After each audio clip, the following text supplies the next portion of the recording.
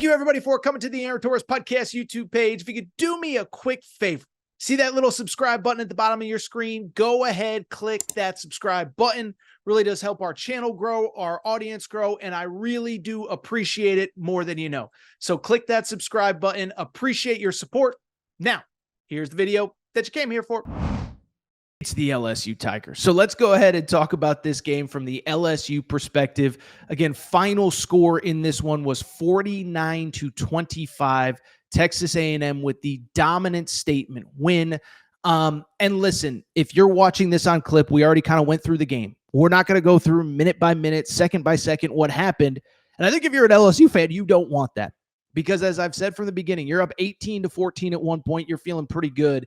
And then a 35-0 second half run. We don't talk about runs in football like we do basketball. 35 unanswered points for Texas A&M blows this game open. And it's not even close. It's not even competitive by the end. Another loss for LSU. Another loss for LSU in a big game. And I'll be honest, I just don't know what the future of that guy right there, Brian Kelly, is. Okay. So as far as this game is concerned, a couple things. First of all, producer Matt, you could pop up the tweet of the Louisiana governor.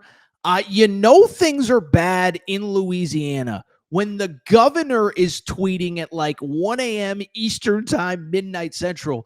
But I guess there was a story that earlier this week, LSU actually raised season ticket prices for the 2026 season. And a lot of people weren't happy, and they certainly weren't happy after LSU lost on Saturday night.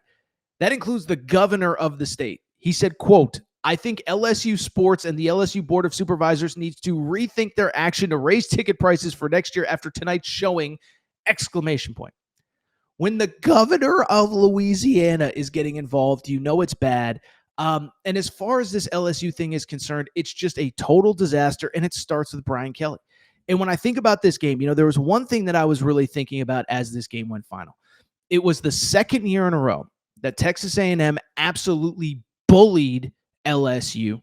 LSU, this team that for years had all of these physical freaks. You know who they are. Jamar Chase, Justin Jefferson, Patrick Peterson, Tyrann Mathieu.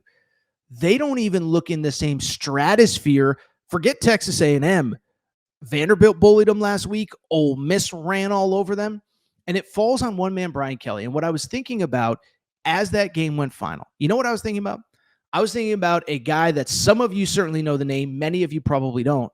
A guy by the name of Tommy Moffett. Okay, so Tommy Moffett is this legendary strength and conditioning coach. Okay, he was hired by Nick Saban at LSU at the turn of this century. He was actually at Miami before, as Butch Davis was building up the Miami thing with the Ed Reeds, the Andre Johnsons, whatever. But then he goes to LSU, is the backbone of Nick Saban. We're not going to discredit Nick Saban for winning a national championship, but, was a key part of that LSU national championship team. Nick Saban leaves for the NFL. Les Miles keeps this Tommy Moffett guy who was the strength and conditioning coach. And then, oh, by the way, after Les Miles gets fired, Ed Orgeron says, this is the guy that is our secret sauce. I'm keeping him. So the only constant from three different coaches, three different national championships, Nick Saban, Les Miles, Ed Orgeron, was the strength and conditioning coach, Tommy Moffett. You know what one of the first moves was when Brian Kelly got the LSU job? He fired Tommy Moffett, okay? And so you fire Tommy Moffett, this institution at LSU, but hey, you think that this is what is right for you and what is right for your program. I'm not even here to criticize that decision because he thought it was right in the moment. Here's the problem. Not only was it not the right decision, here's the irony to what we saw on Saturday night. You know who decided to hire Tommy Moffett after he got fired at LSU? Mike Elko at Texas A&M. That is right. Tommy Moffett largely, he's like the Nick Saban of strength and conditioning, okay? He's the whatever. Pick the best, the best at a certain profession. That is who this guy is. And he gets fired at LSU. He wants to get back into the game. I'll just be totally transparent. I talked to him a little bit during his time away from football. We talked about him actually doing some media stuff with AT Media. You want to host a podcast? You want to do a show with me? You want to be on this show? And he just basically said, look, man, I'm a coach. I want to keep coaching. That is my focus right now. And so I give him a ton of credit. He never got away from what was important to him and what he wanted to do. He gets a job at Texas A&M. and they absolutely kicked the crap out of LSU 2 years in a row. And isn't that the perfect explanation for why Texas A&M is 8-0 and why LSU is 5-3 and getting punked by Vandy? It is because of the fact that LSU is soft, they're weak, they fold late. Again, they got bullied by Vandy last week. Fast forward to this week, they get bullied by Texas A&M. Matt, you can put up my tweet really quick because I want to give myself a little bit of credit. But I did put this out at about, right after the game went final, right around at the game on my Twitter feed, Aaron_Torres. I said one of Brian Kelly's first moves at LSU was firing Tommy Moffett, legendary strength coach who was part of all 3 national titles for LSU this century. Tommy Moffett is now the strength coach at Texas A&M. This is the second year in a row that Texas A&M absolutely bullied LSU. So I think it's a perfect metaphor. And you know who else thinks it's a perfect metaphor for the state of the 2 programs? The Texas A&M players. After the game, Texas A&M's players were asked about the impact that Tommy Moffett has had on their program. Listen to Marcel Reed talk about Tommy Moffett and what practice was like this week in the lead up to the LSU game. Is there any part of this win that was for Coach Moffett, and what does he mean to y'all as players? Moffett got some Gatorade poured on him at the end of the game by the O-line, for sure. Moffett, wanted this game just as bad as anyone else. And, I remember Thursday he kind of brought in a tackling dummy with Brian Kelly's face on it. We all just started kicking and stomping and stuff like that. But, this one was an important one to him. And they kind of told us the story of the night before we even got here, just kind of kicking them in the butt, and the crowd will start to empty out towards the third and fourth quarter. And, they did. Our crowd started to go over there and kind of take over their student section and try to make all the noise at the end of the game. So, it was really cool, but definitely played a little bit of this game for Moffett because he has so much passion for the game and he does so much for us, yeah. So you could see how much Tommy Moffett meant to the LSU players. You can see how much this game meant to the Texas A&M players. You can see how much it meant to them to make a statement partly for Tommy Moffett. Now you're coming to win, but partly for Tommy Moffett. And then finally, as importantly, again, it was the difference between the 2 teams is the physicality and the toughness. And so listen, I think the Tommy Moffett thing is a metaphor for Brian Kelly. Like there's no other way to put it. Just Brian Kelly, he's just not the fit, okay? And I'll readily admit, when he was hired, I kind of talked about is fit overrated? If you're good enough, it doesn't matter, blah, blah, blah, blah, blah. But let's give credit to a lot of people here, including Notre Dame fans, who said for years this guy was telling us that he was the glue holding it together and we don't have the players. As it turned out, they did have the players. They just didn't have the right coach at Notre Dame. Look at what Marcus Freeman has done there. And now you look at LSU, but I just think this is a metaphor for why this is a disaster. It is because if you can't figure out that the one guy who, by the way, and we all know this, but the strength and conditioning coach spends more time with the players than anybody else. He's maybe the second most important person in the program behind the head coach. Like, if you can't figure out that this guy, there's been problems at LSU, but this guy isn't one, then you're probably not fit to be the LSU head coach, okay? But it just speaks to, Brian Kelly was never the right guy. And I admit, I thought he'd be good enough where it didn't matter, but he wasn't. He didn't understand the team. He didn't understand the program. He didn't understand the basics of, hey, don't fire the guy who is as big of a reason as anything for our success over the last 20 years. And so the fact that he didn't, it is just a disaster. And transparently, like, I don't really know how it gets better, okay? By the way, we do have our Torres on LSU page. It is humming right now.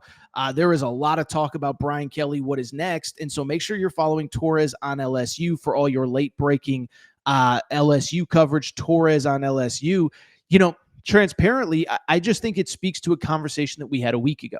And if you remember, a week ago, we did talk about this. And a week ago, I got a little bit of pushback. I had some people saying, LSU's 5-2, and their only losses are to good teams and Ole Miss and Vandy. And it's like, LSU should never lose to Ole Miss and Vandy. And LSU, I keep saying this, it's one of the few jobs in this era of college football, right? Because I do think we have to reset expectations for a lot of these teams and a lot of these programs and a lot of whatever. LSU is one of those jobs that they should be in the playoff mix every single year. Ohio State should be every single year. And to Ryan Day's credit, they are.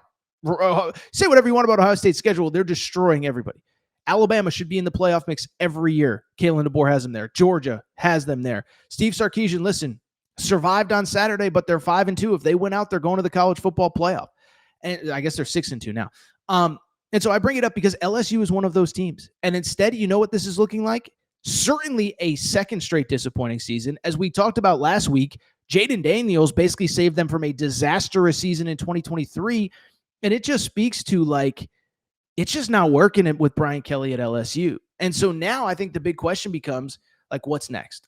I've spent as much time as I can talking to people around that program, LSU, people that know that program. I don't know if they can do anything. I really don't. And it's for a few different reasons. I think, one, the buyout is massive.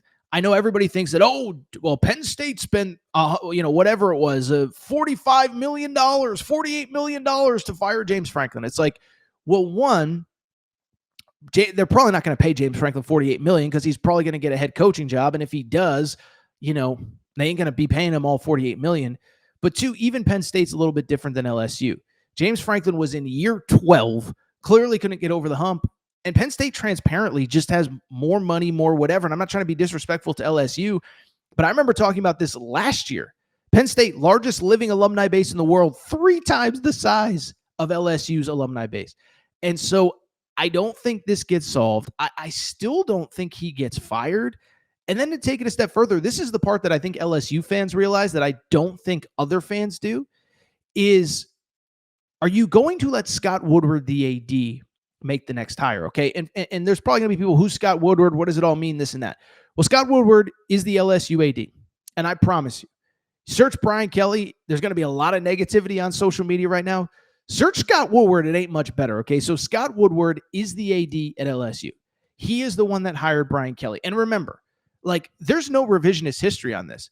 This was not a popular hire when it happened. And especially given that you're LSU. There were a lot of people that would have crawled to Baton Rouge to coach this program. Lane Kiffin, for example. I'm guessing if he would have taken Auburn a year later, he would have taken LSU in 2021. You go on and on down the list. It wouldn't have worked out.